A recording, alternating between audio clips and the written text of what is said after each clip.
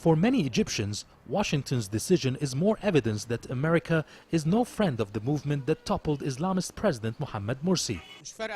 The Americans are using the aid to interfere in our affairs. With their money, they think they can get the Islamist terrorists back to power.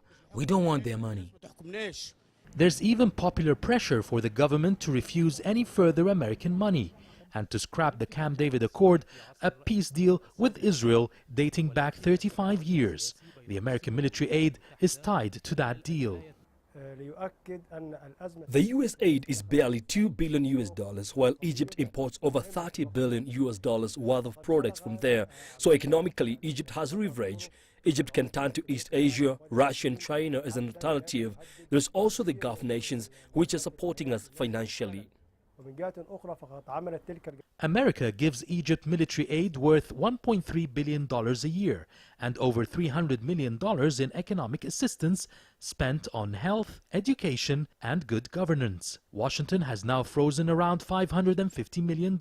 It also suspended the delivery of F-16 fighter jets, Apache helicopters and Harpoon missiles. The U.S. says it's a temporary measure until democratically elected institutions are put in place. The Egyptian government has its own roadmap for a return to democracy, under which elections will be held next year. The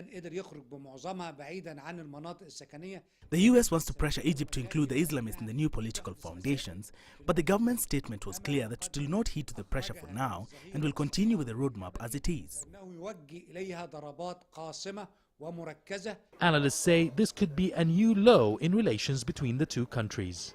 In spite of the crisis, both states insist they seek to maintain good relations. Egypt needs the United States as a supporter in its rocky transitional period, while the Americans see Egypt as a vital source of security and stability for the US and Israel's interests in the region.